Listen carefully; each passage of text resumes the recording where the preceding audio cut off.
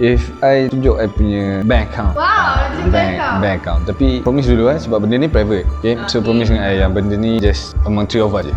Steady. Kaya macam ni. Alright. Serius lah. Yelah, inilah yang income sekarang ni for now yang boleh dapat yang saving. Okay. Tak ada lah. Adalah rezeki tu sikit. Nanti boleh lah. Belanja makan, boleh lah. Benda-benda sini lah aku cakap. Aku tak tahu semua perempuan ke atau orang macam ni. Aku rasa ada gurau kan. Boleh je kalau Sarah sedih, no problem. Ni makan-makan ni dulu. Ah, ya. Korang duduk sekejap. I nak pergi tengok kamera apa semua sebab dia kenal sambung kan. Nanti I turun balik lah. Sorry Pak Jat. Alright, okay. Thank you. You berapa lama dah buat modelling? I dah lama lah. Lepas habis sekolah tu ambil job model jadi catwalk. Lepas pengantin tu semua. Oh, I see. Benda ni agak personal lah tapi I hope you tak ada macam stress hati ke macam Tak rasa adalah. I nak korek rasa. Okay. So I just wondering lah kan. Macam orang cantik macam you ni takkan tak ada boyfriend. Cantik ke? Dia nak bagi pendapat I, bagi mata I Dah lah lah. orang punya cantik hari ni. Oh ya?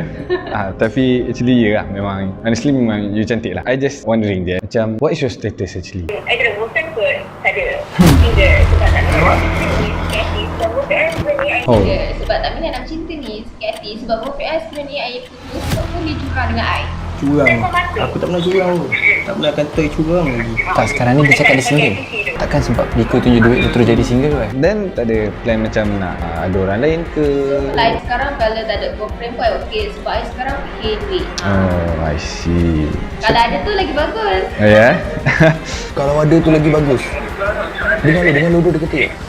Guys, korang percaya tak kalau anda kata aku cakap daripada RM15 korang berpeluang untuk menangi motor EV yang harga ribu-ribu ringgit guys. Dengan cara macam mana? Dengan cara korang just daftar dekat bgtv.my and tonton segala video eksklusif video yang macam korang tengok kat depan tadi and korang berpeluang untuk menangi motor EV sebanyak 3 biji yang kita akan berikan kepada komuniti kita. Jadi dengan cara macam mana? Pergi ke bgtv.my, daftar, korang tunggu waktu kita orang buat announcement. Manalah tahu rezeki korang menang motor daripada RM15, dapat motor EV, boleh round pergi surau.